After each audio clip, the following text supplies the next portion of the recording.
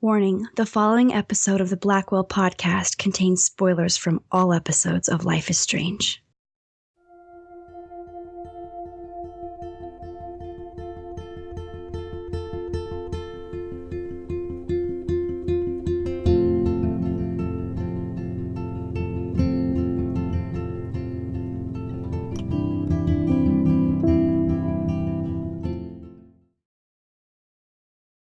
Hi, and welcome to the Blackwell podcast, where we love Life is Strange more than Nathan hates being told what to do. I am, as always, joined here with Jess and Jamie. Hello. Hey. And today, we're going to be talking about episode 1 of Life is Strange, because it is the 1-year anniversary of the game. 1 year ago today, January 30th, Life is Strange began. So, we're going to kick it off how the game kicked off. Yeah, it just kind of happened from what I know. I mean, Yeah. I guess, yeah. I mean, I remember it was announced E3 of 2014, right? Mm-hmm. And it had kind of like a somewhat trailer from what I can remember. And then the episode 1 came out with the demo in January last year. Then kind of kicked off as an episodic series. Right. Yeah. And boy, it's been one crazy year though. Mm-hmm. Regarding to Life is Strange, because I don't want to brag. I've been here for the entire year, bro. Yeah, just seeing the game, increase in popularity is just an amazing thing to see. I love it. Yeah. It's really exciting too, especially considering we just got the physical release, the limited edition. What was it? 11 days ago? It was the 24th for me. Mine still hasn't come in the mail yet. I'm so Ouch. sorry. You're in our thoughts, Jess. Yeah. Thanks. Hopefully it'll get there soon though for you. Well, yeah, my friend mailed it to me from England. Shout out to Chloe for doing that, because I asked her to, send it to me. Because at the point where it first came out, they didn't have it for PC in the US. So I asked her to get it for me and send it to me in the mail. And, then it came out like a week later in the US. Ouch. Probably because I complained about it. Probably Square Enix knew that you ordered it, and it was Yeah. like, let's just mess with Jess. Just this. Well, because I was like crying about it. I was like, not crying, but I was like so sad. I was tweeting them about it. I was like, I'm so sad. I can't get it. And then I came up with this brilliant idea. And then yeah. you released it in the US. Yep. So. I can't imagine the price that your friend Chloe paid to get it shipped to you. Why didn't I think of that? Oh. Get on my level.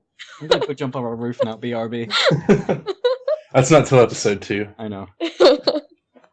Okay, Oh, God. so All right. what an introduction this has been. Yeah. Well, we probably need to get on topic before we start making puns about the game.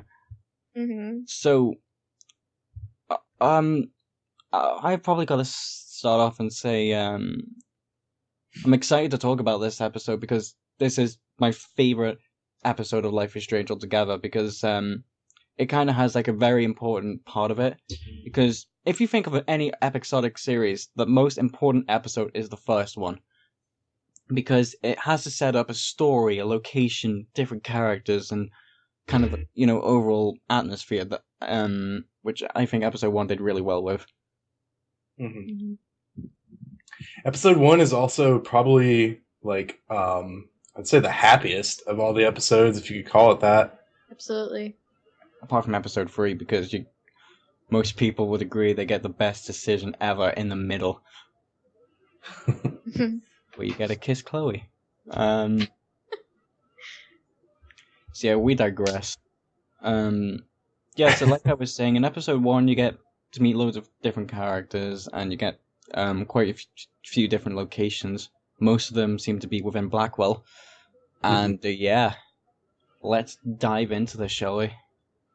All right. So we start off in a nightmare that Max is having. Mhm. A daymare, maybe? She is in class. Yeah. Daydream? Yeah, not a daydream.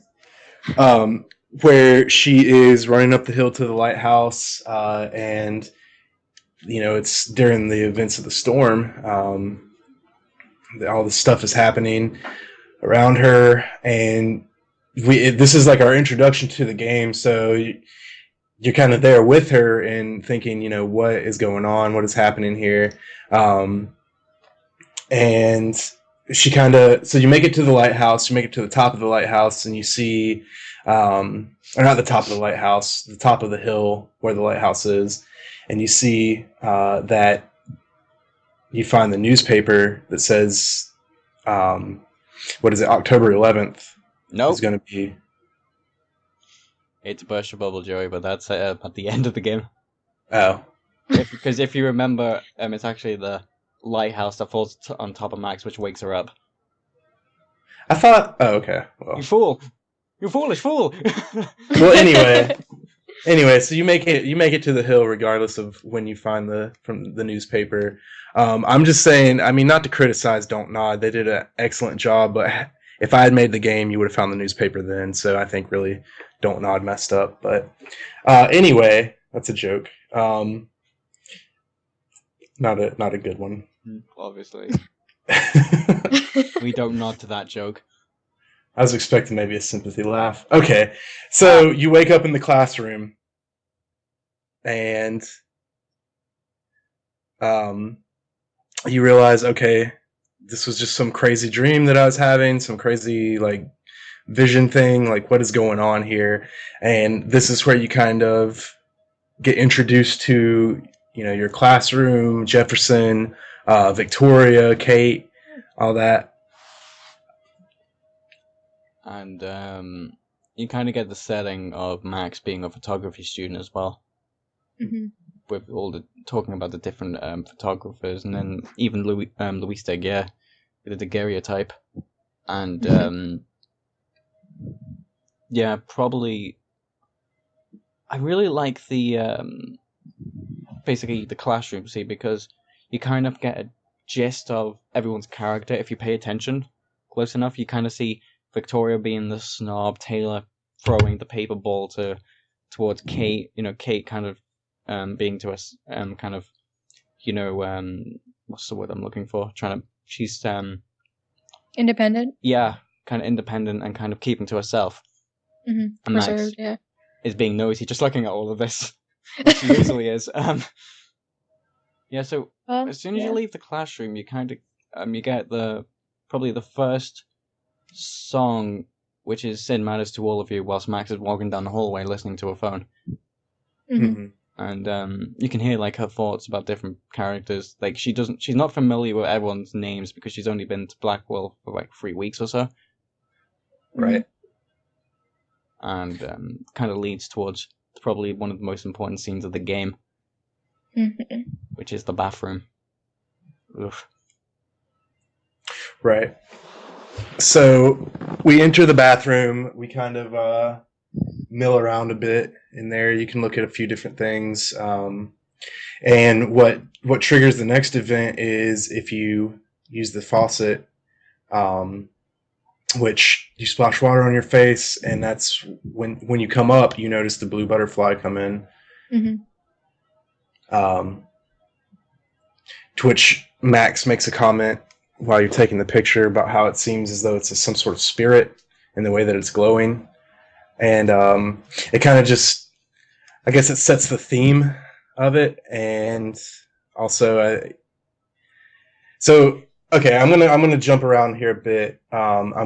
So Chrysalis, what that is the pupal stage of a butterfly, like a caterpillar butterfly, and so I think it's really apt. I think the episode 1 is aptly named, and also you have the introduction of the butterfly, which is a reoccurring theme. It's also kind of where you see Max start to metamorphise. Is that the word? Metamorphosize? Probably. We'll pretend it is for this episode. Sure. It's a word now. Oh wow. Okay. Um, so yeah, I completely derailed my train of thought. Butterfly. Take a picture of it. Right. Okay. Sorry, listeners. So you take the picture of the butterfly. Um, I was talking about the name. Okay. Chrysalis. We'll cut this out on post. This is terrible. So Chrysalis, right? So you see Max kind of changing into who we know her to be at the end of episode 5, and you would say that she's kind of in her pupil stage at this point, and that's Pupal, not Pupil. Though she is a pupil at Blackwell. God, I'm in rare form tonight. So you take the picture of the blue butterfly. And that's when you hear Nathan come in. Which is weird, because it's a girl's bathroom. Right. Mm-hmm. But you kind of hear him talk to himself, trying to calm himself down, or hype himself up or something. You don't really know until Chloe walks in, but you don't really know it's Chloe, it's just some punk. Mm-hmm. With great blue hair, great dressing. Yeah, and they're kind of arguing about money, Mm-hmm. and basically Chloe's trying to blackmail Nathan because AWOL, and Nathan shoots her. Mm-hmm. Or at least tries to. No, actually shot in the chest. That's when you get your ability to rewind, Mm-hmm. and you wake up in the classroom again. Mm-hmm. Mm-hmm. Well, it actually shoots her in the stomach. Mm-hmm. But that's just it's me being pedantic. So you wake up and Max is kind of freaking out. You know, she's like, "What just happened? I really don't." Okay, so first I had this crazy vision, and now was that another vision? Was that another nightmare that I just had, seeing this girl shot? And then you kind of start replaying the events that you initially play through when you come to from the sequence from the Lighthouse. You have to take the selfie in order to trigger the next part, but you see Victoria's phone go off, which is kind of like Max says, "Okay, if Victoria's phone rings, then I know this is real life." And it rings. I believe also, don't you knock off your camera? Yeah, and Yeah. that's when she kind of accepts that she can rewind time. Right. Then she's like, I can rewind time to be an everyday hero. Then you get up your seat, run towards the door, and then Jefferson bloody stops you. And that's after you give the right answer for the daguerrean. Wait. It's the daguerrean process, Yeah. the daguerreotype. Right. Yeah, when I love that because I just love seeing Victoria's smug, face when she's kind of annoyed at Max. when Max gives the answer, she's like, "Oh, God damn it!" Yeah. Like always. Kind of derailing here. Back to just before you try and leave, and Jefferson stops you. If you talk to Kate before you go into the bathroom initially, and basically when you talk to her after you find out you can rewind, you kind of ask, "Did we talk today?" And then kind of Kate confirms that this is the first time. Why? All that nonsense. Mm-hmm. And you kind of unlock small things about Max's rewind ability in that room. You can quickly skip to a previous action, where you can give the answer to Jefferson about John Lennon and all that business. I think you have to give the John Lennon answer to be released, don't you? You don't have to. Oh, you don't have to? I don't think so. I don't think so either, yeah. No, wait. Yeah, you do. Because I don't think you can move. Yeah, because you have to have that conversation, I know. Yeah. So, right. So anyway, you go you're freed from the conversation with Jefferson. You get to see Jefferson tell Victoria off, which, you know, when I was first playing through episode 1, before I know what I know now, before I knew what I know now, I was like, okay, Jefferson's pretty awesome. Like, he's not going to take this crap from Victoria, because Victoria's like, excuse you. And, he goes, no, excuse you, Victoria, or whatever he says. And I was like, okay, all right. I kind of like this guy. Yeah. That quickly changed, but... No, but I kind of like them again in episode 5, kind of derailing again here. What? It's like the same scene again. When it's literally the same room when you're talking to Victoria, and Victoria's like, I don't have to listen to this, and Jefferson just like, but you just did. Okay, so that's the most controversial opinion that's ever been voiced on the podcast. I like Jefferson in a small segment of episode 5 where you're technically in the scene from episode 1. I still hate his guts, but still, Quickly move on. Bathroom. So you walk back to the bathroom, to which point Max is like, okay, I can stop this somehow. I have to figure out how. So you recreate the events. You see the blue butterfly. So in order to stop it, you have to find a hammer to break the glass on the fire alarm. And the hammer is underneath the janitorial cart. So you have to move that out of the way. You grab the hammer. By this point, I think you've already run out of time, so you have to rewind. I'm not sure if you can do it quick enough to where you don't have to rewind. You can. You can? I've done it before, yeah. Okay. But you have to move really quickly, though. Right, so you pretty much have to know what you're doing. Like, you have to know exactly where the stuff is at. So you break the glass, you hit the fire alarm, which, of course, sends Nathan and Chloe out running. Essentially, you saving Chloe's life and kicking off the story. We've used that word a lot. Kicking off. That's the word of the podcast. The phrase of the podcast. Yeah, kicking off. So you kick off the storm. After you walk out, you're stopped by David. Yeah, and Max is trying to be reserved. Mm-hmm. But then Principal Wells tells him, hey, go turn off the alarm since it's your job. Mm-hmm. And then... At least probably one of the most important choices of episode 1, right? Where you report to Nathan or not. Mm-hmm. Right. And you can tell the truth or just hide it. I don't understand why you wouldn't hide it. I mean, why you wouldn't tell the truth. And so I'm guessing you report. You two reported. Yeah. My initial playthrough, I recorded them. Yep. Yeah, all of us can finally agree on something this episode. Yeah, I did it because I was thinking he had a gun in the girl's bathroom. A, he was trespassing. B, he has a gun. C, I seen him kill somebody, even though it didn't happen really, but still, he was gonna do it, even though it could have been accidental.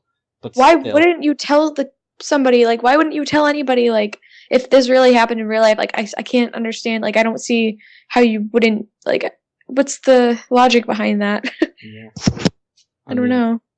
I guess Go on. I don't know, like, initially, I don't know, like, the initial reason why you wouldn't tell, but you're kind of, Wells kind of goes off on you, like, there's no way you're telling the truth right now, Max, and at which point you can rewind to give the other option. Yeah, okay, this is a bit of a digression. It's an interesting feature, interesting game mechanic that I think, even though you can rewind and change your answer, there's still a lot of uncertainty in each answer, and it's like that for pretty much every major choice that you can rewind to. You still, I mean, and obviously, like, you're supposed to think that way. I mean, Max is constantly second guessing herself with every choice that she makes. Early on, she gets a bit more confident as the game progresses, but early on she's like, oh, should I have done that? Maybe I should rewind and hide the truth from Wells or something, contextual like that. But I like that mechanic too. I think it's It pretty much makes you choose very carefully about what you're going to do.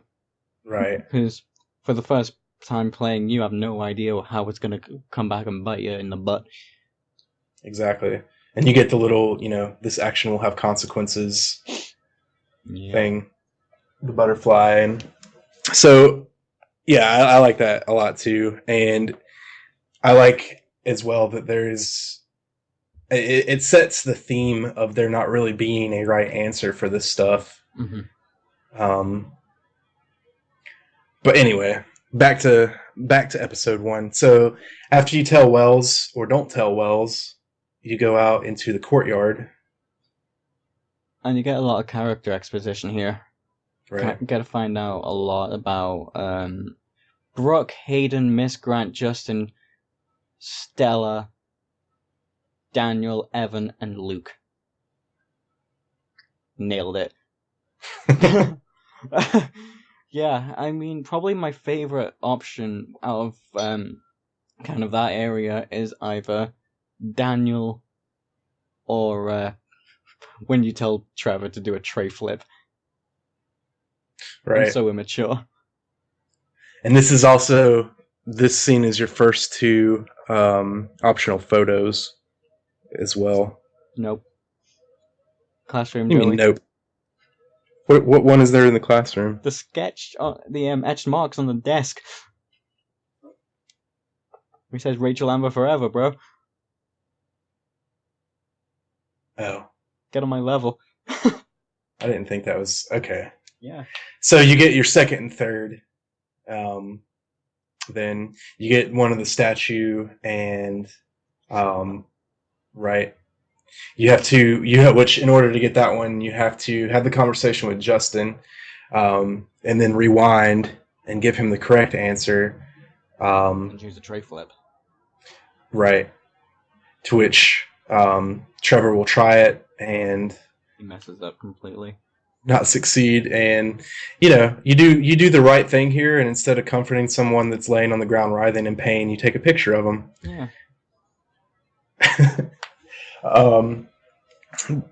There's also this is really, in addition to like character exposition, this also really lays the groundwork for I guess like interactions with different characters. Mm-hmm. You have the choice to sign the petition for Miss Grant. Yeah, you got to talk to Brooke. The sketch with Daniel. Right. Evan's portfolio. You can even Luke, you only meet really twice in the game. You can tell him about Nathan, and he says, "Oh, yeah." Even because I told Principal Wells, and if you tell Luke that you busted Nathan with a gun, he really likes you. Like his mood completely does a 180. So I recommend if you do that, if you want the dude that appeared in like 2 scenes or something to like you, go ahead. In order to fly Brooke's drone, going back to Brooke, you meet her, you have to do some rewinding. So yeah, this is kind of a big scene. When you think about it, like at the time when you're playing through it, you don't really consider it to be much. It is just kind of introduction to characters, the exposition, and all that. But it is a big scene as far as mechanics go. It's where you really I guess, get the initial experience with your rewind powers. Mm-hmm. There's just a lot of stuff to do during this part. And it kind of links over to the next area, which is in front of the dorms. Right.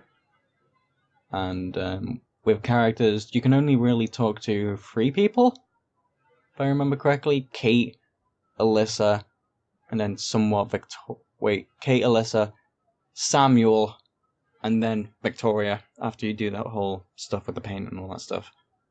Right. And there is an optional photo here to begin with the squirrel by the tree. Mm-hmm. And, yeah, you can go over, talk to Alyssa, ask what book she's reading. Kate, ask if she's alright, which you find out in the next episode. Nope, she ain't. I'm and back. then- Sorry. God damn Continue. it. Continue as I'm can just continue. Hang on. I'm so sorry. 4135. All right, hang on. I need my pen again. My computer is complete crap right now. 41:35. All right. Okay. I was talking about Kate, wasn't I? Yep. Yeah. So basically, you find out about Kate. You know that she isn't alright towards which you find out in episode 2, and you kind of have to start an entire sequence with events regarding a paint bucket for Victoria to get revenge. Mhm. In order to get past them to the dorms. So, Joey, would you like to talk about how the hell you do that? Sure. So it's multifaceted. There's sprinklers that you have to cut on. You have to sabotage a paint can. You have to rewind at one point to sabotage the paint can. It took me a couple of tries the first go around to get it, figure out what I had to do. Plus, you have to rewind to a certain point where Samuel's so far away that it doesn't turn off the sprinklers, and that he's not too close for the to see you. Right. Well, which is a bit of a nuisance. So it's a little bit timing, a little bit rewinding. That rhyme though. And so what's going to happen is you'll cut the sprinklers on. That'll cause Victoria and crew to move off the stairs. You'll sabotage the paint can, which Samuel will carry with him up the ladder. He'll hang up on the hook behind him to finish painting. And the handle will break off from where you sabotaged it, and it will fall and get all over Victoria. At which point, Victoria's lackeys will run to get her a towel at her bequest, and you have the option here, right? You can either make fun of her or comfort her, her being Victoria. Mm-hmm. What did you guys do? Just hearing that smirk, did you take a picture of her? Actually, I'm trying to remember. I don't know. Like, I think I comforted her because I just felt wrong about making fun of somebody, even though they, Mhm. she's a shitty person. But I mean, a bad person. Yeah. It's $1 for the swear jar. Sorry. You mean the Ashley fund? But yeah, I mean, what did you guys do? I comfort her because I feel like you got enough revenge from the paint can. Mhm. You don't want to kind of, Absolutely. beat a dead horse with the or beat a dead Fight Chloe. fire with fire. Yeah. Right. Joey, did you do the same? Yeah, I comforted her. Because you have to do that, but you don't have to be like super evil. Mm-hmm. You can be, but my initial playthrough wasn't like Mm-hmm. let me cause as much chaos as I possibly can in Arcadia Bay. Mm-hmm. Plus, I know that it's not like you don't know this when you're first doing the scene, but also like every move you make with Victoria, if you make a bad move, it'll just come to bite you in the butt at the end. Right. With trying to convince her, if you end up actually trying, but But if you don't, kind of did yourself a favor. yeah. And again, that goes back to the whole overall theme of the game, is where, like, even though you have these time powers and you can essentially, like, reverse your decision and go with a decision that you feel is better, there's still like a huge level of uncertainty, and like you I don't know, like, it fits the motif really well, I think, of teenage life, of just life in general, kind of like the slice of life that has been given to the first episode. Yeah. With different clicks as well. Right. You just you kind of have to deal with the consequences of your actions, regardless of in game being able to reverse some choices. You still are left with the consequences, and even these like seemingly minor things can extrapolate themselves in the end, as we find. It really cool. One of the better done episodes of an episodic game that I've played anyway, of like actually setting a tone. Of course, you kind of don't realize that until you look back in retrospect, but looking back in retrospect, it's definitely really well done. Yeah. I mean, so we didn't really say why you're going to the dorms. It's to get Warren's flash drive from your room. Right. And right, I'm gonna say this now. Max's room has probably the nicest atmosphere that I've experienced in any part of Life is Strange, except for Chloe's room in episode 3.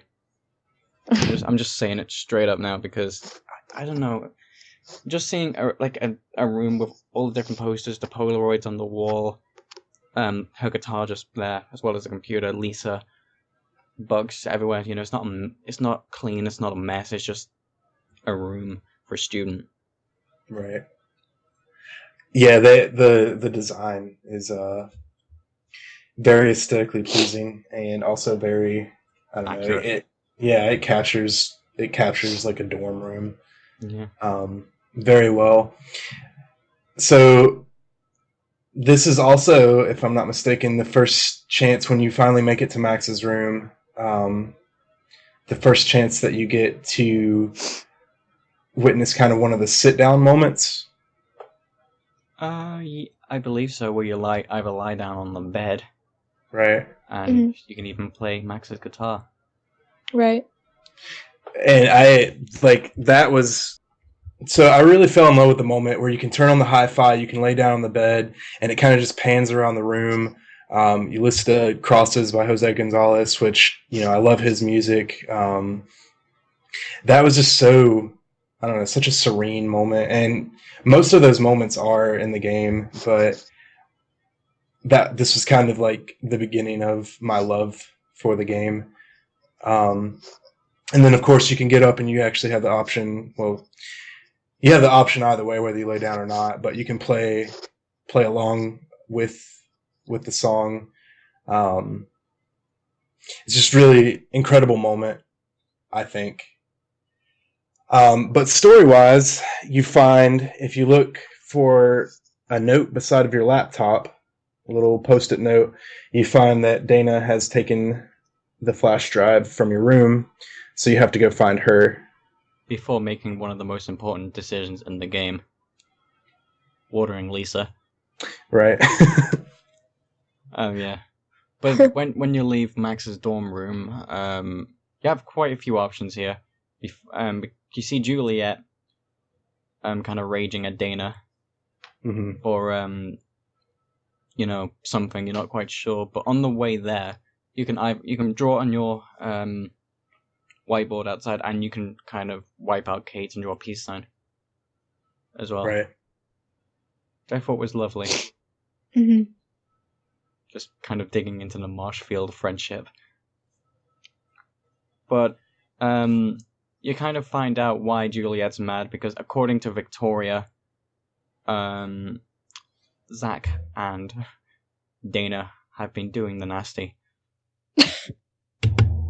Right, according to Victoria. Yeah. So you gotta sneak into Victoria's room and get proof. Mm-hmm. Which, the first thing you should do when you go into Victoria's room is mess up Victoria's photos on her wall and take the picture, because that is your next optional photo. I did it and rewinded, so nothing happened, so, I was being a sneaky Blackwell ninja. Yeah, I did that as well. Yeah, I didn't want anything to happen. Because if you see this, this action will have consequences thing up here, something's going to happen. And whether it be good or bad, you just, you don't want to risk it at that point. Well, I think, you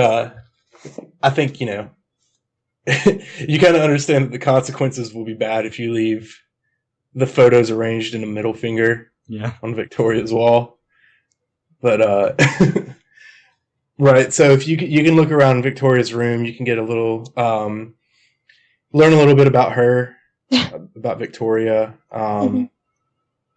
But what you're looking for, if you want to just progress the story, is you're looking for an email on Victoria's computer. Which you can print off. Mhm. Right. And use as proof. Yeah.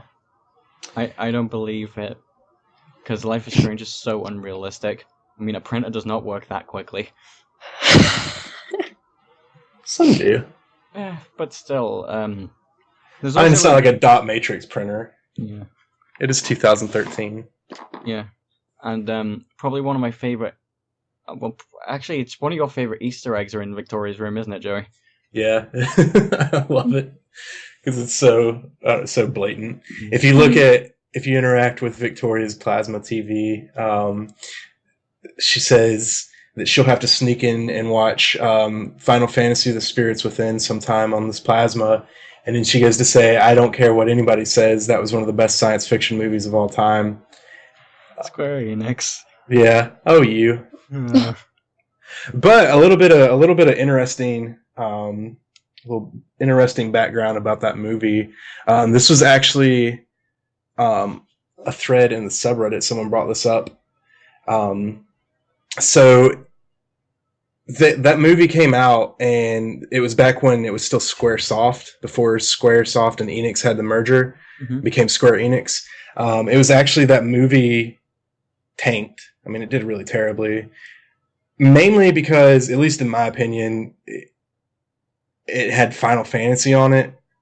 Mm-hmm. Yeah. Which had absolutely nothing to do with Final Fantasy, other than a few little Easter eggs in the movie itself. So I think maybe that's one reason why there was it wasn't all that well. Well, one reason why it tanked. People were so put off by it. But it was a huge venture. I mean, it was look back, I think it came out in 2000, 2001. And Something it like was one of the first CGI mocap movies. I mean, it was a huge venture. It was a huge undertaking. So that means it was super expensive, and it didn't do well at all. So of course, that put SquareSoft in a financial bind, which probably led to the merger of SquareSoft and Enix, Square Enix as we know today. That's really interesting.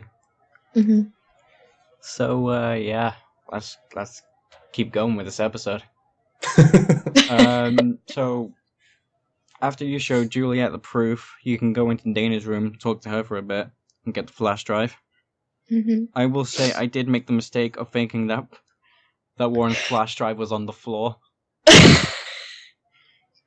But no, it's Dana's pregnancy test. I didn't actually notice that the first time. Well, the first few times I played it. I'm just straight up nosy. I have no excuse. I was just like, oh, I'm going to look at this. It gives me the option to, so. Uh-huh. Yeah. And then she's like, you're so nosy. I think you should better leave, Max. And I was like, oh. Guess who's time to rewind? Whoops. Then you talk to Dana. I heard a rumor about you. What? Who told you I was pregnant? Yeah. Go on. It's great. Then you find out it was someone in the football team. I think it was Logan, right? Yes. Yeah. I don't remember. Yeah, I'm not. I think it was Logan. And right, you're right, because he gets the text message later on. And there's even a note in the room. Right. I think it was Logan anyway. Anyway, you get the flash drive. You get out of there. You go back outside. You get to see one of the most amazing moments of Life is Strange. Alyssa getting hit over the head repeatedly by a football. And this starts the sequence that we see in almost every single episode of having to save Alyssa. Mm-hmm. Yeah, I mean... Okay, initially, did you save Alyssa or not? Yeah. No. Man, you're salty. Savage. I didn't. I'm sorry. No, but you kind of get really... What? I'm sorry. Well, I didn't... When I was watching it, I watched it before I played it, because this was before I started playing the game. The person who I was watching did save her, so I guess that counts as me saving her. I don't know. But no, not the second time. Not the time I actually played it, no. But I mean, if I were to go back now and play, then yeah, I would. Yeah, and here comes choice number 3, I believe. When you see David harassing Kate, you can either take a picture or intervene. Right. Well, before that... Well, okay, go on. Well, I just want to say, if you save Kate, that gives you your next optional photo. You mean Alyssa? Yeah, Alyssa. If you save Alyssa, that gives you... Right, well... If you save Kate Marsh, who has marbles in her mouth, who sounds exactly like Alyssa, there you go. You get your next optional photo. Boom! Window. Kate.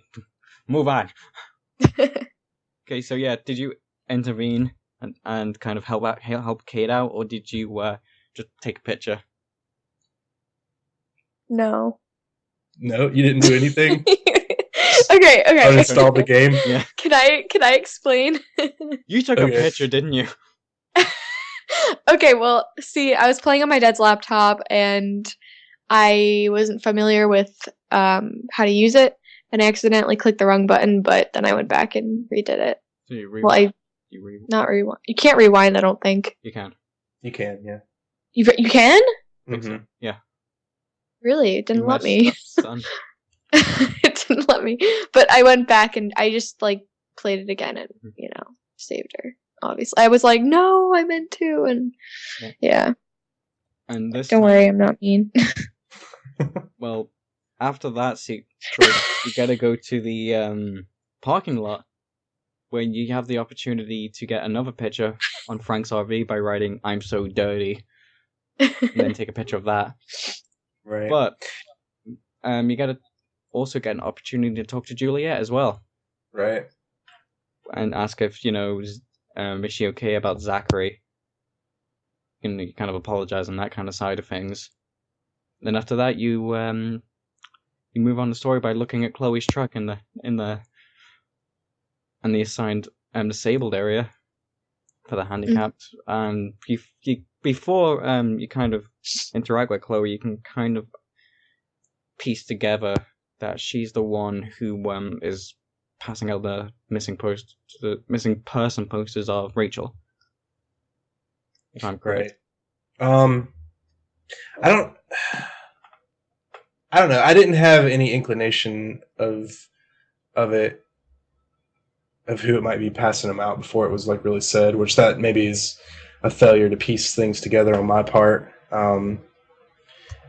But yeah, and it's also this part, this parking lot. It's actually kind of a good way of foreshadowing when you're piecing stuff together in episode 4. Because I believe the 2 red 4x4s are there. Nathan's and the other one. Right. Is there. Chloe's truck is there. Jefferson's car is there. So you kind of have an idea of who David was tracking and everything. And right. You get to meet the most annoying character of the game, Warren. Well, you gotta feel bad for Warren, though, just getting friend zoned like that. Yeah, so you can actually, from the start, Warren goes in for a hug, and you swiftly deny him, though inadvertently, by handing him the flash drive. And then there's a few dialogue options where you can, start setting the tone for denying or, pursuing Warren. What did you do? Did you deny him? Straight up denied him, man. Initially, no. Initially, I kind of I picked. I don't remember because it was so long ago. My initial playthrough, I don't remember the choices that I picked exactly. Mm-hmm. Yeah. What about you, Jess? Did you initially come onto Warren, or did you just blatantly ignore him like I did? What do you think? Blatantly ignore it is then. Okay, moving on. No! So Obviously. you made the wrong decision. No, I made the beautiful decision of accepting his offer because that's the closest I've ever been to asked out, so let's move on. We just got too real on the Blackwell podcast. Sorry. And I'm just constantly apologizing here. well, and this is probably one of my favorite scenes in episode 1 is where Nathan confronts you as well. Right. You know, depending on what you did, say, what did you do?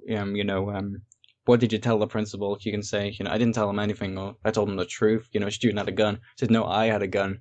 And then you can kind of go onto the path, like, before Warren tries to defend you and Nathan beats the crap out of him. Man, to be fair, Warren does defend you, though. I mean... Yeah, but I have the picture of Nathan headbutting Warren as my screensaver on my phone. Wait, what? Yeah. I'm a savage, alright? We all know Jamie's a Clearly. monster. Yeah. So there's two things that you can say to Nathan toward the before the fight breaks out, and they pretty much have the same effect, but you kind of, if you tell Nathan that he needs to back up, then you kind of see a little bit more into Nathan's character, how he's, I guess you get kind of a taste of why he is the way he is. Essentially, you see him freak out about people telling him what to do, and how he's always being told what to do. And he's paying people to analyze him. Right. And if you tell him that, you could call the police, then you learn that, the Prescotts are kind of running the town. So it's, you get a little bit of a taste in that field. Development, yeah. I will say this. When he said Prescott's rule the town, this is going to be a really, really obscure reference, but it's to the movie Billy Madison, because there's this family called the O'Doyles, and they keep saying O'Doyle's rule. Every time Nathan says the Prescotts run the town, it just reminds me of the O'Doyles from Billy Madison. O'Doyle's rule. Yeah. Heard of that? Oh, you should see it. It's a pretty decent Adam Sandler movie. But... Oh, I love Adam Sandler. Sorry, move on. But you get to see one of the best characters in the game come to the rescue, and that is Warren. Just kidding, it's Chloe. Got excited for a sec. And then this is actually where you find out that Chloe was the blue-haired chick in the bathroom, your best friend that you left for 5 years whilst her dad died and you abandoned her. And has this beautiful scene in Chloe's truck where you're kind of rekindling their friendship as well. Chloe's finding out how Max has been, and Max is apologizing for leaving her like that. Apparently, I haven't vetted this myself, but I was looking up for this episode. I was just scouring the internet to find different Easter eggs that I may have missed. Apparently, at one point you can rewind the conversation, and there's a choice where you don't get it initially. You have to rewind for it, to where you can tell Chloe that you just came to take photos or something like that. That's in the bedroom, though. Oh, that's in the bedroom? Yeah. Okay. You can't rewind in the truck at all. Okay. I've tried constantly. That seemed a little bit, I guess where I read that was just kind of out of sequence for it, but yeah. It seemed a little bit, I was I don't remember being able to rewind in the truck, but okay. I honestly think that scene in the truck is one of the most beautifully shot, and with the cinematography and the camera angles, it's beautiful. Just seeing the sunset in Oregon, the scenery, just how the line is affecting Chloe and Max's faces as well, and also the line "Are you cereal?" is in there, and I like that one. Right. Are you cereal? I haven't heard that one in a while. And that's where you find out that Max's camera is broken. Whoopsies. From the altercation. Of Max's booty landing on top of it.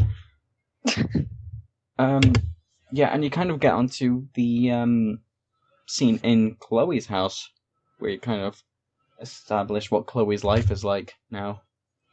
Right. And the bond that she had with the missing girl, Rachel. So this kind of your first interaction with Chloe, in the game is not exactly chipper by any means. Chloe's understandably mad at you, which we actually talked about in the Chloe episode. And she's even though Max and Chloe were best friends, Chloe's kind of standoffish toward Max. Yeah. I mean, I'd be too, but yeah, it's definitely understandable. But yeah, you kind of find out about the relationship with Rachel, and now like Chloe felt that Rachel was the only one really there for her after Max and William kind of went out of her life. Right. So Chloe asks you to turn on some music, which you have to cut on the power strip.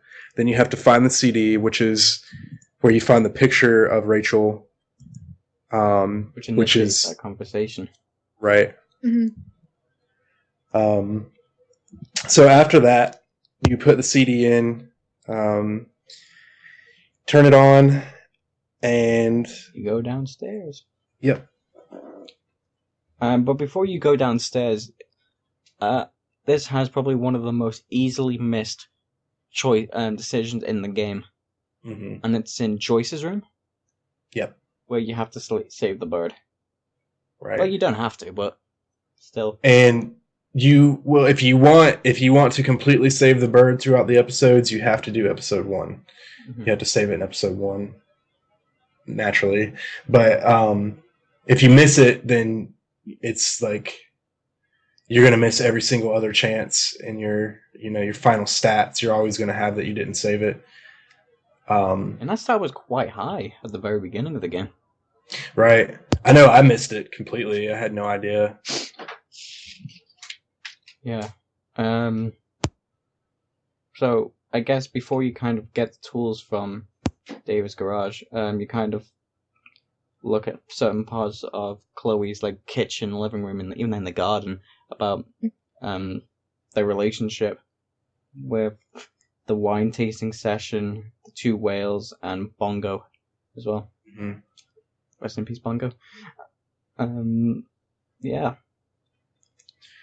And then there's a little bit of snooping that you can do in the garage, and I should say in the what would you call that? Like the washer and dryer room, where you find the tools that room. I call it the garage. Yeah, it's in the garage, but I personally call it it would be a utility room, really. Okay. Yeah. Kind of find your utilities like the washer, the dryer, your tools, right? Your ego. I think my family used to call it a spring room, but I don't know why they called it that. Yeah. And this is kind of where you find out before you go in, if you didn't go into Joyce's room, that David, the security guard that you kind of have a bad relationship, is Chloe's stepdad. Right. And you kind of get the tools as well, but like Joey said, you can kind of snoop around with finding files of Kate Marsh, opening a cupboard to find a TV, where you find out that David rigged almost every room with cameras. Right. Which I think the only room that doesn't have a camera in it is Chloe's, right? Yeah. I mean, I personally went through the entire house pretty much to try and find them, the cameras. Boy, they're not there. Yeah. Yeah, you can't find them. Sneaky. The Kate files you pull down, they fall in oil. You have to rewind. You can leave it there, but if you don't, that will David of course rip Chloe a new one. Right. About snooping and Poor Chloe. Yeah, but we'll come back to him in a minute because it kind of leads on to another choice. Same with if you leave the cabinet doors open. Yeah. Right. So, in order to get the tools, you have to first cut on the washing machine, which will knock them off, and then that will prompt you to rewind, move the cardboard underneath the workbench, to which the tools will fall on, and then you can pull them out. Well, that sounds complicated. When it's a Yeah. lot easier in the game. It's just we suck at explaining things. Right. Well, I mean, it's one of those times where you have to use your rewind ability. Yeah. But I mean, I won't say it holds your hand through the entire process, but it's pretty straightforward. Oh my god, it gives me so much anxiety, that part. Why? Because, like, the whole, like, David thing. Oh, yeah. I don't know. So, if you go up to Chloe's room again and fix the tools, Chloe finds out you're in the bathroom. Whoops. Right. And so there's some dialogue options here where you can just say, you can completely come clean about being in there. You can kind of beat around the bush a bit. Up to you. It doesn't really affect too much either way. But you find out you can fix your camera, but Chloe coincidentally has a Polaroid, which was William's old camera, so right. She gives you that for like a late birthday present. And then Chloe wants to, completely mosh out by listening to the weirdest song to think about moshing to. She starts dancing. You get the wonderful Max dance. Yeah. Which is hilariously goofy. So Chloe's she's smoking the reefer.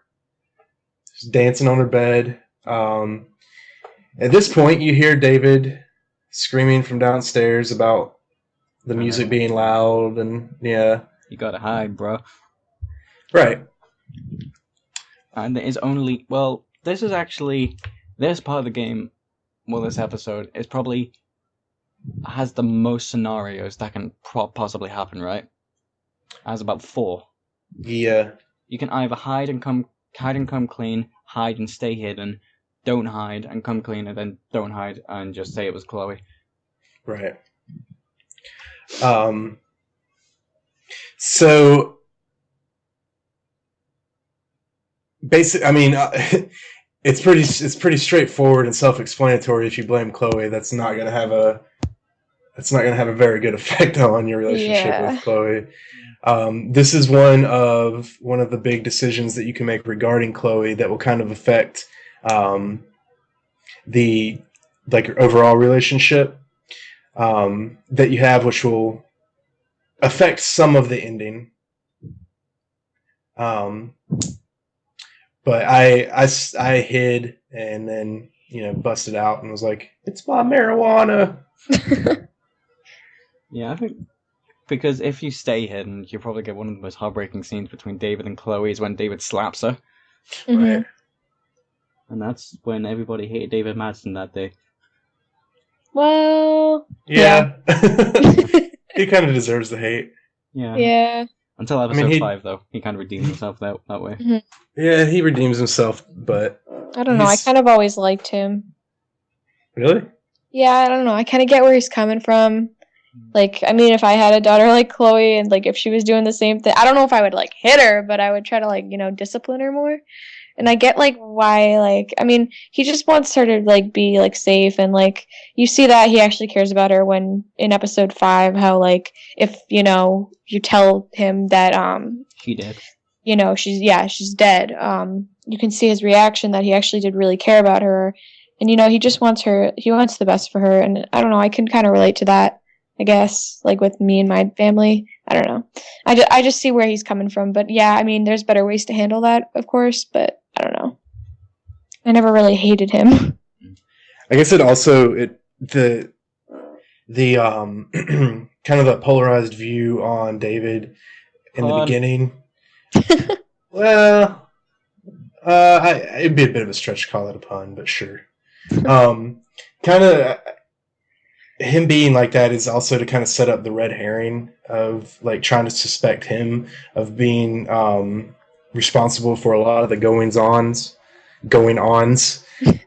in Yeah. in Arcadia Bay, a lot of the more nefarious things. So that's likely why we see him brought on so heavily as just a dislikable character in the beginning.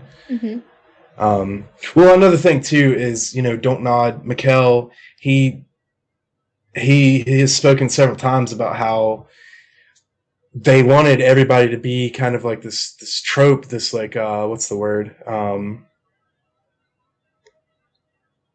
Anyway, this archetype is the word I was looking for. This archetype of a character, and then they would evolve the character later on.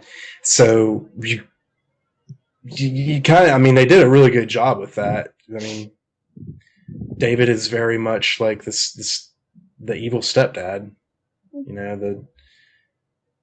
So yeah, that's why we all hate. Well, all of us except for Jess hates David in the beginning.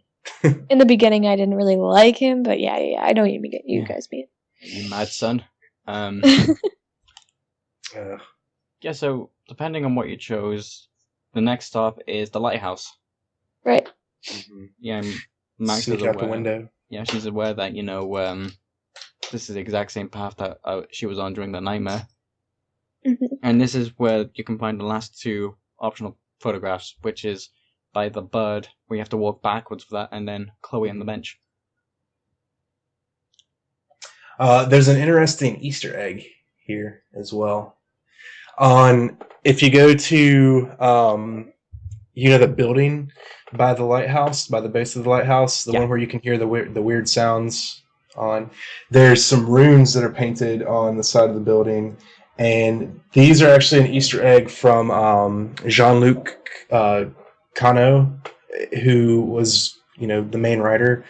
Well, him and Christian are I guess equally writers. Wow, well said. So Jean-Luc wrote a book, and these runes represent the characters in the book, I believe, because each character in the story was represented by a rune. So that's just an interesting little Easter egg for Jean-Luc. And then the last optional photo that you take before you start the, I guess the final sequence, right, is if you position yourself behind Chloe while she's sitting on the bench, you take a picture of her with the sunset. Wow, I missed a lot of these pictures. You played the game, son. I guess so, son. You mad son? Oh What? Boy. What is this? When did... Life is puns. I'm When just did you copying start them. When did you start doing this sun thing? Oh, quickly move on. So when you're having a conversation between Max and Chloe, you kind of find out a little bit of backstory of why Chloe was in the bathroom with Nathan. Mm-hmm. And it was pretty much Chloe was she owes a lot of money, about $3,000 plus interest, right? Roughly, yep. Yeah, and she wanted to kind of get some money from Nathan, like he was flashing cash and all that stuff.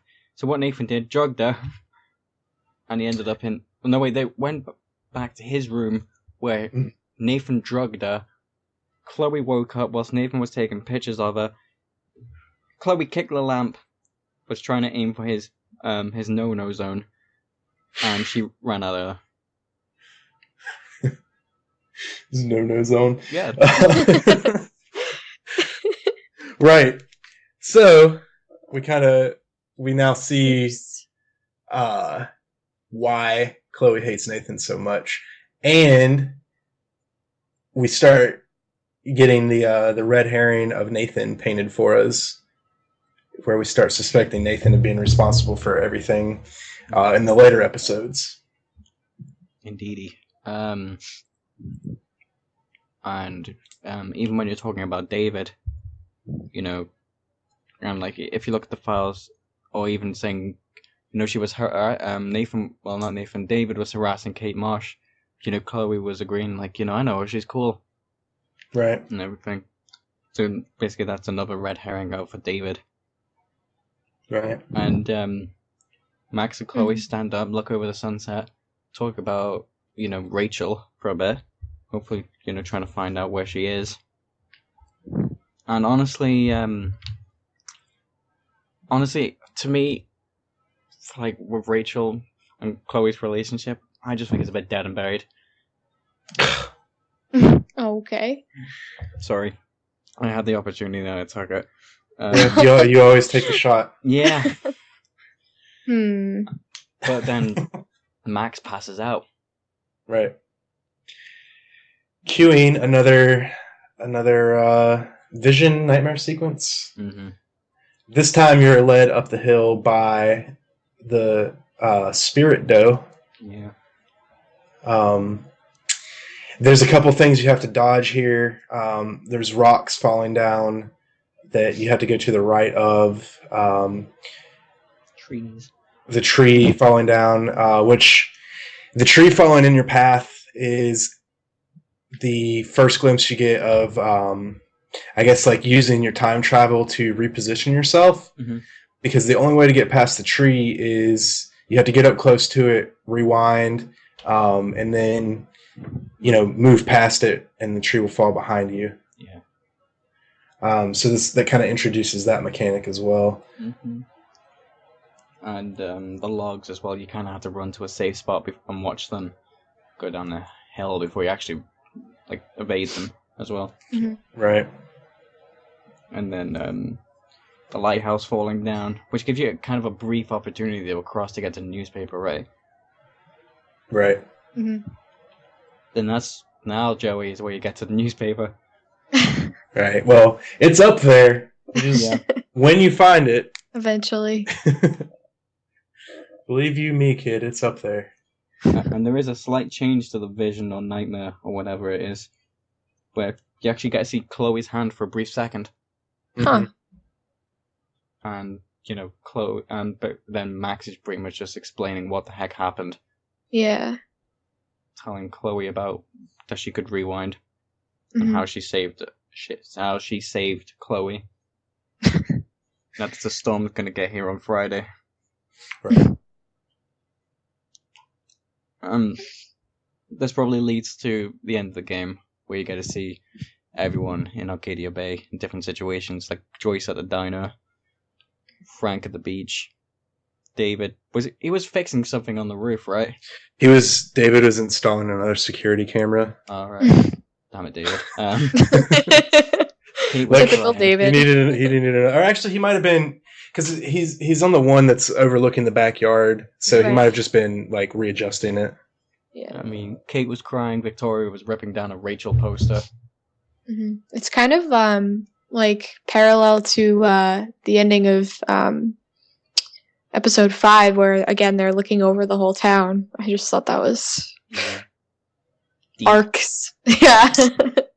And throughout this entire sequence, there's snow. Right. Which is Chloe. It kind of opens up to Chloe somewhat believing Max about her abilities. Mm-hmm. And at the end, you find out about these red files which have Rachel's name on it.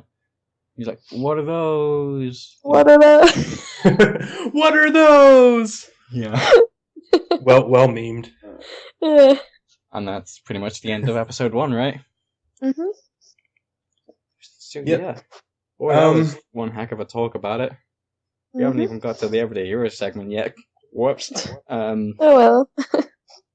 So yeah, what did you? So basically, what did you guys think of episode 1 in summary then? Joey? It did a really good job for me. It did a really good job of hooking me. I went into it not really knowing what to expect, which I've said time and time again, how I got into the game. So I'm not going to repeat myself. So don't ask me to, okay? Could you say that again, sorry? And yeah, So it wasn't. It definitely doesn't make my like very high up on my list of favorite episodes of the game. It's probably, I think, what did I say? 4, 5, 3, 2, 1. 4, 5. I don't know. Yeah. Anyway, Like no, I don't know, something like that. Anyway, it's low. It's pretty low on my list of favorite episodes, but it did a really, really good job of hooking me in. I definitely was like, okay, I want more of these characters. I want more of this world, and I got to find out, what the heck is going on. So, as far as first episodes go, it did what a first episode is supposed to do. Right. Yes. Yeah, I was gonna say pretty much the same thing. It does a really good job at just kind of opening up and walking us through all the like just basically how to play the game, and it introduces all these wonderful characters, and yeah, I mean it's definitely needed like regarding episodes, but it's not really my favorite. Well, it was my favorite. In sharp contrast. So your comments were digging deep. Mhm. I rate this 8 out of 8. Needs more Kate. Don't meet a fate mate. Did you write Dinner that down? plate? Did you read that off? No. How long have you been working on that? Since we started the summary of the episode. Bless your heart, Jamie. Yeah. Bless my soul. Yeah. So I think it's finally time to move on to Everyday Heroes. Am I right? Yeah, I'm trying to think if there's any other little Easter eggs or anything like Foreshadowing in that. episode 1, we didn't talk about it. Right. About Oh, yeah. the Dark Corner. Right. Well, we did kind of talk about it with the Jefferson episode last week. Mhm. Right. So if you want to watch Right. So there's that. watch the Jefferson episode. There's also, like you mentioned earlier, about Chloe being double parked in the handicap Oh God. spots. And then the Mhm. license plates as well from episode 4 end up in there. I can't remember anything else really. Mm. Mm-mm. Oh, there's one thing that I kind of like, not really, kind of makes me sad thinking about it. Is at the end of episode 1, Max and Chloe are standing over the lighthouse during sunset. Right. Mhm. But the next time anyone is at the lighthouse during sunset, right, is Max all on her own just before Chloe's funeral. Oh my God. Yeah. Makes me sad. Well, in that ending, but yeah. There's another weird thing that I brought up before. I'm going to bring it up again since we're talking about episode 1. Yeah. When you're in Chloe's room, while you're looking to cut on the power strip, if you look through her garbage bin, you find a receipt that is written for October 17th, 2013, which is the following week after the events transpire of Life is Strange. And it is a receipt for the car work. And we see that it's $3,000 and some change, and which is essentially, what Chloe needs, the amount of money that Chloe needs She's for. So I the best I got out of Luke, or not Luke, Edward, right? Edward, yeah, was a winky face. So I don't know what that means. Life is Strange season 2, Chloe time travels and stuff. And stuff. Yeah. Maybe it's nothing more than just foreshadowing to the truck getting fixed and you making it out of Arcadia Bay. We don't know. Maybe we'll have those questions answered for us very soon. That's all I got. Let's move on to Everyday Heroes. Right. Yeah.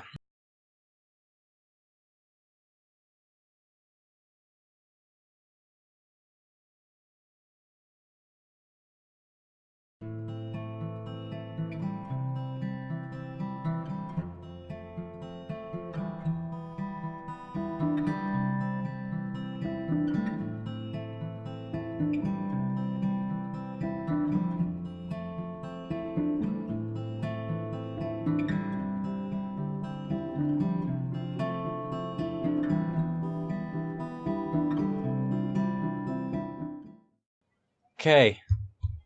To those who don't know what Everyday Heroes is, it's a segment where we appreciate the community in every episode of the podcast, whether it be cosplay, fan art, videos, music. It can vary from week to week. And Jess, would you like to start us off with who you chose this week? Sure. Alright, so this piece that I chose this week was, it's called Chaos Theory by, Glowsy Doodles, I think, on DeviantArt. And, this piece was one of the ones I was planning on using in a previous episode, but, I kind of never really got around to using it. It was kind of always, like, in the back of my mind, though. And I really love how the background is fading from, like, the light of the blue, the blue butterfly to the dark, like, bluish black of the smoke. Mm-hmm. And I also really love the mischievous kind of look that Chloe has in her eyes. It really makes the overall mood kind of mysterious and really dark. And it just really matches Chloe's personality. And I think they did a really great job at capturing that. Yeah. I mean, I love the mist, or somewhat mist or smoke around it. Yeah. And I'm going to sound really dumb here, but please bear with me. So there's a piece of mist somewhat to the left side, and it kind of looks like a skull to me. I see it. Where?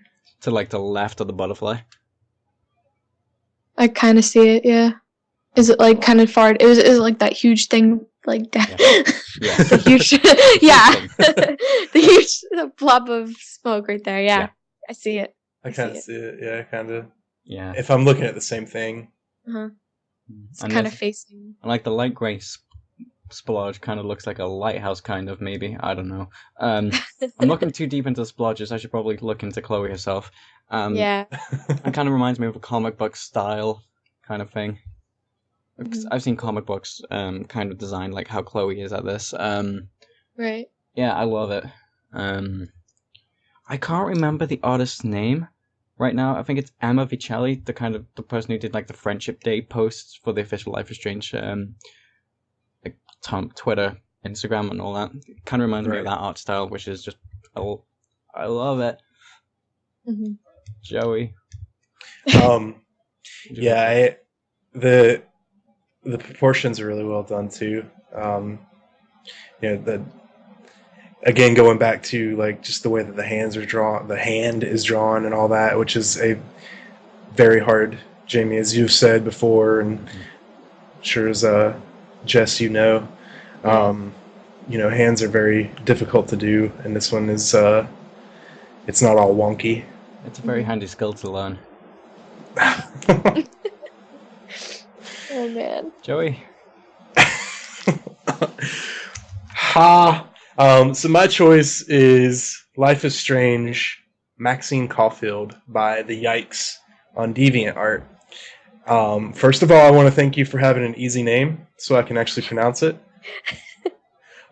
Secondly, this was actually one I was going to use in episode 10, but they got back to me a little bit late, so I wanted to use it in this episode. I think the thing that I like the most about it is the lighting on it. Just the use of shadows and the use of light. It's really, I don't know, like that just makes it pop, and I think it makes it really pretty. It's got some good rule of thirds stuff going on too with the position of Max's face. And it reminds me of, it's not in the same style, but it reminds me of a movie called Paprika. And I think it's just because like it looks like similar to the cover of that movie. So that's not why I picked it at all. But are you saying because it reminds you of Paprika, adds a little bit of spice to the image? Oh my god. I guess you're making up for all the times that you missed during the episode. Yeah. I'll let you have it. So also like just the details in it. So you have Max's nosebleed here. You have like how it's splotched, down her face. It's running like if you look immediately below her nose, the way that it's running down the contours of her lips is really cool. Like it's a really well done detail. And then the way that it's kind of splattered on, around her sternum and her collarbone rather, and her chest, and then the way that her hair is kind of like, what is it? I won't say billowing, but kind of rustled as though being blown by wind. Yeah, I like what you mean about the blood. It's kind of contouring around her face. I like the addition of the redness of her nose as well. Mm. What do you think, Jess? My favorite part about this piece is the eyes, personally, because I think they're, I don't know, I just think they're so beautiful, like how they just kind of drew me in. They like pop out at me, and they're really striking. Right? Yeah. Eyes are meant to be the most expressive part of the human body. Mm-hmm. And I like how it's kind of shaded too by I think that's her hair. But so. Yeah, I love the style of it. It's very cartoony and very creative, and I just thought they did a really good job with this. Yeah. Also, the pupil of her be her right, but as we see it, the eye on the left is is like Uh-huh. So the pupil itself is like actually like one of the little blips in the vortex when you're rewinding. Yeah. You rewind to. So I thought that was like really cool placement of that. That is really cool. Never thought of that. I didn't notice it until you mentioned it. I was like, oh yeah. Oh my god. Joey, you got those observational skills. I mean, yeah, really? Yikes.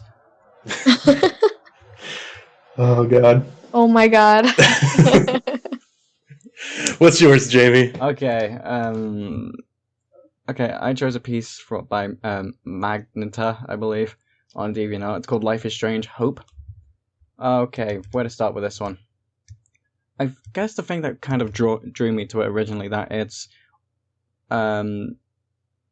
pretty much 5 of the main characters that you interact with are kind of pieced together to look like Chloe's tattoo with the addition of Rachel. Mm-hmm. With the like the red spiral going through it, as well as the blue butterflies as well. A lot of detail on everyone's face as well. I mean, kind of you get to see the symbolism between every character. With Kate looking up for hope, Victoria kind of looking insecure, Nathan with like the aggression and rage, Max kind of like trying to rewind time. Rachel got her eyes closed because she's dead. Chloe kind of looking worried about Rachel. Oh my god. Of all the things you could have said about Rachel. Yeah, if you notice too, her skin is pale because she's decomposing. She's dead. Sorry, go ahead. I also love the addition that I think they actually drew the Life is Strange wording fun as well. Wow. So, great job. Yeah, are you familiar with I should say, if you are familiar with the movie by Alfred Hitchcock, Vertigo, that's what that Life is Strange part reminds me of. Like, especially the font as well that they used, which is cool. It has nothing to do with Life is Strange, but that's what it reminds me of, and it's cool to me for that. Mm-hmm. The thing that I like the most about it, I think, is specifically Max. It reminds me a lot of Coraline. Yeah. Oh yeah. And it might just be because of like the big eyes and kind of like the like darker shading. But I also like how the light source is coming from her extended hand as if she was rewinding. And like if you see the way like, because Max's face is the most illuminated, and then you have like a little bit of light on Kate and Victoria. I don't know if that's intended, but the way I see it is like the light is coming from her hand, and then it's kind of like dissipates like beneath and above. Like when you get up to Nathan, it's dark, and then Chloe and Rachel are darker. Mm-hmm. I don't know. Maybe that's me putting something that's not there, but those were the things that I like stood out the most to me initially. Yeah. I mean, Jess. Yeah, I agree with you guys. I mean, obviously, like always. I thought it's just like planned out so well, and like I love how they incorporated Chloe's tattoo in it. It's just so like creative. But I think my favorite piece has got to be Rachel, because nobody really like pays attention to like the details of her, and like I just thought like they captured her so perfectly, even though she's dead, like Jamie said. But like I don't know, it's just so innocent, and like I don't know, it's just so like depressing at the same time, because I mean obviously we know what happens. Yeah. But yeah, I just thought they did a really good job with that. So Yeah. Kind of like she's at rest. Yeah. At peace with like everything. Yeah. Okay, so 3 things before we wrap up this image. Number 1, Jess. I forgot what I was going to say. Hang on. I'll come back to it. I'll come back to it. Okay, I kind of noticed with Kate. Oh, no, wait. I remember now. We did get to see a pretty good look at Rachel in episode 4. In the junkyard. Yeah. Oh, my God. And, alright, second of all, I've noticed the background. I was kind of unsure about what it was, but I know exactly what it is now. If you rewind too far, you kind of get to see like the image of like a burning Polaroid or something like that. And that's kind of what it's used. And thirdly, with Kate, I'm not sure if it's either tears or rain streaming down her face, but it's kind of a nice addition as well. I thought it was tears, but yeah, I could see it being rain as well. From episode 2 when she jumps. What are you talking about? She doesn't jump. Everybody do the flop. Oh my God. Man, you are like extra brutal tonight. I know. I'm in a good mood. Or yeah. Oh, man. Okay, so we gotta wrap this up pretty much. So if you want to send any artwork into the Blackwell podcast for us to use, send it to our email, blackwellpodcast@hotmail.com. Tweet it to us at blackwellpdcast.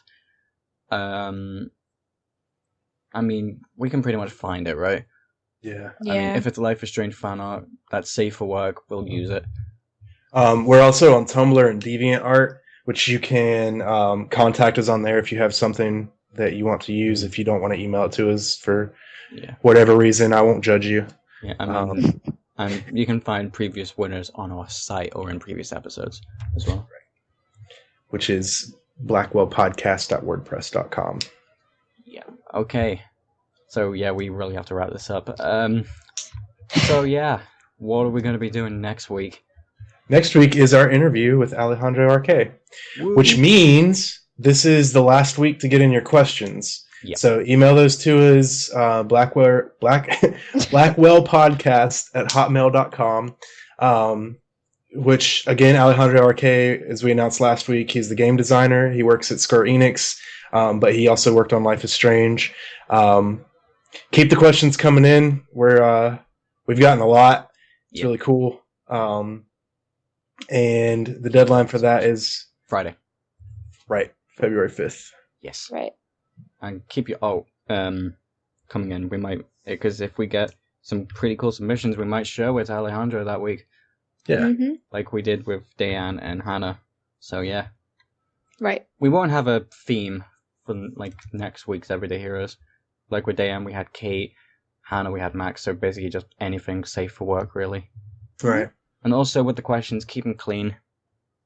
And don't, ask about obvious question if there's going to be a season 2 or not. Please. Right. Right. Yeah, with that said, it's time to end the episode here. Thanks so much for watching, people. We really appreciate the support. Make sure, you got to do make sure you like the video. If you haven't already, subscribe to us if you want to. We love our subscribers. Yeah, comment as well. We want to know your thoughts about this episode 1 of Life is Strange. Since it's been a year out, how did it affect your life? How did it change you to be a better person or a worse person by letting Kate jump for the worst? Oh my God. Keep it civil too. Like obviously, don't bully other people. Don't try to bully us. Accept everybody's opinion. Yeah, I mean, it's cool, like, if you guys want to talk about stuff, like, if you disagree with something, but there's no reason to be a jerk, and we're not going to tolerate it, and we will delete it. Just, Oh, one thing too, we do read the comments. We're not the best at keeping. Real quick, I've been meaning to say this for a while, but I keep forgetting. We actually we had some things clarified for us on the Kate episode, the Kate Marsh episode, about exactly like how to save Kate and all that. So there's a comment. If you want to go to the Kate Marsh episode, there's a comment and a link to the Square Enix forums. Thank you so much for clearing that up for us because we were a bit lost. So thank you for Kate that. was in that episode. All right. It's a good note to end it on. Yeah. Just like Kate ended her life. So thank you so much for watching. Oh my god. We love you all. Yeah, we do. Mm-hmm. Thanks for watching. We love you more than Warren loves Max. Mm-hmm. We will see you all next Wait. week. What? Nope, bye. Bye. Bye.